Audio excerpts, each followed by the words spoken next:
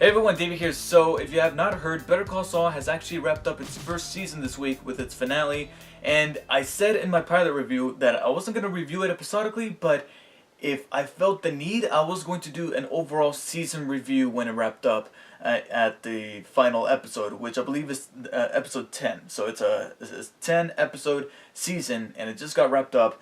And honestly, the show is so good that I really do want to talk about it with you guys in the broad spectrum of things. And because I'm going to speak broadly, I'm not going to tackle any kind of spoilers, so you don't have to worry about me spoiling the show, because this video is intended to get you guys to watch the show if you have not been tuning into it. And if you guys go, Breaking Bad is just so precious that I really don't want to have it ruined for me because of Better Call Saul. Well, on the contrary, this show, man, is magnificent. It's not necessarily Breaking Bad level. I mean, Breaking Bad is going to be its own beast, but that's just it. Better Call Saul, it's also its own beast. It's separate. It takes place in the universe, but at the same time, they realized what characters they're tackling, especially Saul Goodman, or AKA Jimmy McGill, and therefore it strikes its own tone, while at the same time keeping a level of atmosphere in terms of how characters interact with one another and how it's filmed,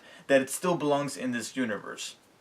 So, in order to get you guys to watch, if you have not been watching, I'm going to avoid spoilers, but also with that, I'm going to avoid talking about specific things. Like, I'm not going to go into every single episode and say, this thing happened here, and I'm not going to do that. I'm going to speak very broadly, kind of vague, but still drive the point across as to why this show is so amazing. And one of the things that I loved about this show is how they handled the character of Jimmy McGill, and how they had him go through these events in his life, through these obstacles that molded him into becoming Saul Goodman. And one of the things that the finales specifically really drove home for me is how this show, along with Breaking Bad, created this universe that's all about paths. It's all about choosing your path and what decisions you make to drive you into going down that path. We saw that with Walter White. We even saw that with Jesse Pinkman. And in this show, not only do we see it with some other characters that we also saw in Breaking Bad, but specifically and more poignantly, we have it here with Jimmy McGill, where he starts off as a nice guy, a guy that's trying to do better, not only for himself, but also for the people around him, so that people can look up at him rather than down at him. Because, my God, there's just so many people in his life that want him to succeed, but they have this realistic viewpoint to where they're like, Jimmy, I don't know, I want you to do better, but I don't know if you just can't do it, because you have this reputation of being a screw-up, a reputation that he carries from Cicero in, I think it was, I can't remember I'm going to sound like a total idiot, but I can't remember the state that Cicero is in, but that's his hometown. And he moves from there to New Mexico to start this new life and to make himself better from this reputation that he has grown over there in Cicero, in which he was referred to as Slipping Jimmy, this schemer. A schemer that we've come to know as Saul Goodman. And we see not only flashbacks of his past life, but also reason, like good enough reasons for him to go, you know what, I don't want to do that. I want to take the straight and narrow path. However, being that this is a prequel series, we know that that straight and narrow path is just not going to work out. And that's not a spoiler. If you watch Breaking Bad, you know in the final destination for our Jimmy here, who's going to not go by it's not even going to go by that name anymore. So we see those events molding this character and layering this character, and he becomes much more complex than that guy that's making a bunch of movie references and is often the comic relief in Breaking Bad. We actually see a character behind that. We actually see emotion, and episode after episode we see more of that, and God bless Bob Odenkirk. I always felt that comedic actors are some of the best actors because they understand drama. Sometimes dramatic actors have difficulty transitioning to comedy. However, comedic actors like Jim Carrey, Steve Carell, it's almost like a blood transfusion, to where one can go to the other perfectly, but then that one can't go to another genre 100%. And they can't do it as easily as those other type of actors. And I've always felt like comedic actors, and this is something that I've heard time and time again, is that comedic actors can transition to drama easily. Like I said, Jim Carrey and Steve Carell are perfect examples. for which they have been nominated for awards. And I feel like Bob Odenkirk might just get an Emmy nomination for this series. And if he doesn't, I wouldn't be terribly surprised, but that's not going to stop me from being upset. And I felt like he nailed the character. He really made me feel sympathetic for him. There's the penultimate episode has a really heart-wrenching moment that had me choke up because of his character's reaction due to a plot point that was a punch in the gut. And what I valued most about this character and the show was that I was able to relate with him, me specifically. I don't know if the everyday watcher of TV is going to tune into this and be like, yeah, I can definitely see myself and Jimmy McGill. Maybe to a certain extent. Maybe there's going to be some episodes where Jimmy is confronted with this obstacle or this choice in life you can maybe relate to. But on the grand scheme of things, I can really sympathize and relate with Jimmy because he is that good guy who's in this world that's just against them. It's Jimmy versus the world, essentially, in season 1. And without going into spoilers, let's just say that being that we know the outcome of his character in Breaking Bad, the world is going to win.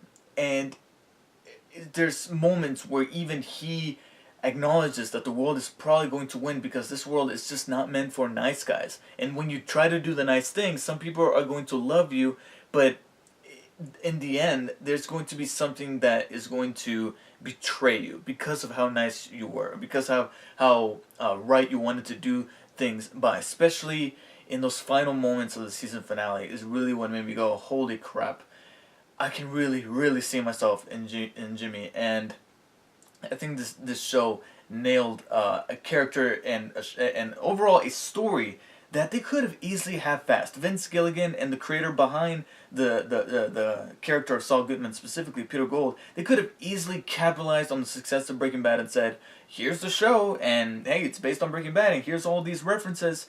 But no, they actually took the time to deliver a quality show because they know how precious this universe is, and they did it magnificently, and I loved it.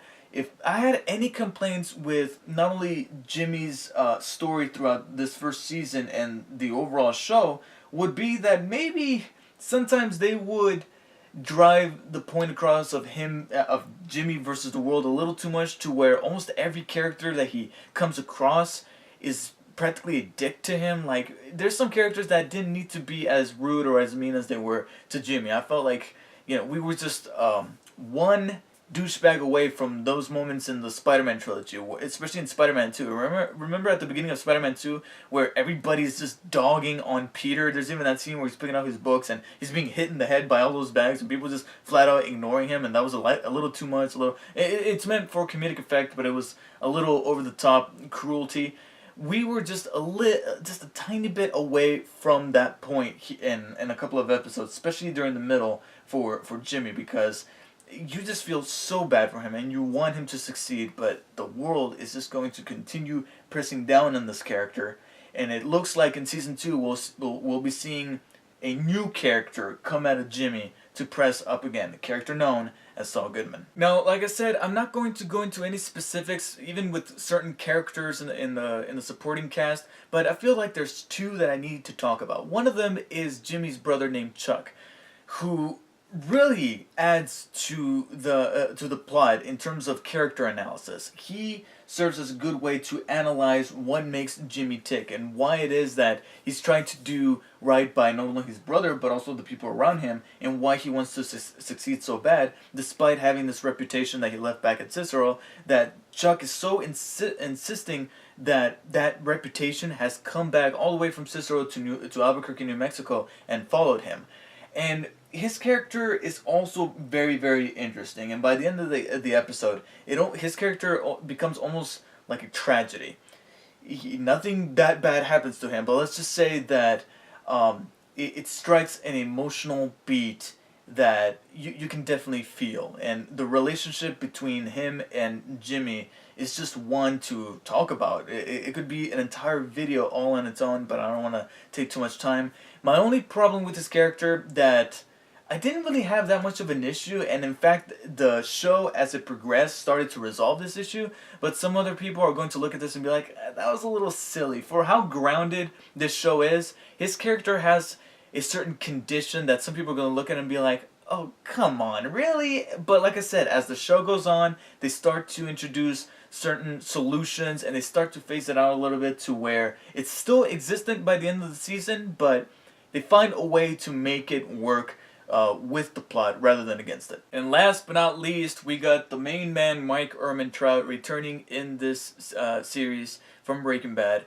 And if you guys remembered, if you watched my pilot review, I said that one of my biggest concerns was that they brought him back just to be a little bit of a running gag throughout the season, and maybe it's not going to be until season 2 that they're going to flesh out not only his backstory but also his connection to Jimmy or Saul, and how he becomes Saul's go-to guy for things that need to get taken care of. But my oh my, I was so dead wrong. In fact, there's an episode in the middle of the season. I know I wasn't going to go into any specifics, but I need to point this out. There's an episode halfway through the season that is completely dedicated to Mike. Jimmy is only in like one scene and then he's gone, and then the rest of the episode focuses on Mike.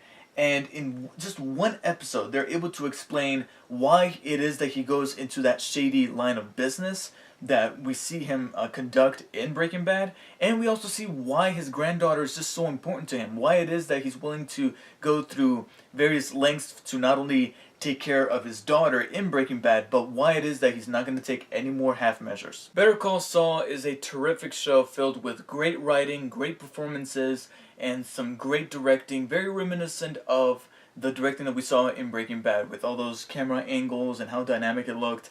But at the same time, it still felt like its own thing. It still felt like it had its own tone, while at the same time sharing this universe, feeling very cohesive, not only from episode to episode, but also with its partner or parent series of Breaking Bad, and made a great supporting character in that other show, an even better main character for this one. I give Better Call Saul a 9 out of 10. If you guys have missed out on this series for some reason, and if you happen to have Netflix, I believe it's coming to Netflix shortly. I don't know how long, but they said that shortly after the season finale, Netflix is going to drop Better Call Saul on there. Definitely check it out if you have a Netflix account, or if not, later on when it comes down on DVD and Blu-ray, pick it up. I would definitely even recommend to blind buy it because it's just that great. If you love the Breaking Bad, chances are you're going to love, or at the very least, really like Better Call Saul. However, if you did manage to catch the entire season, including this week's season finale, then please let me know what you guys thought in the comments below. And being that I was vague while at the same time going into depth with the season, try to avoid spoilers in the comments should you post a comment below. But if you need to talk about something that's spoiler related, then put a little warning saying spoilers ahead. That way we can have a conversation about that while at the same time not ruining the show for anybody. And if you have not seen the show, definitely check it out. I highly recommend it. Thanks for watching, and I'll see you guys next time.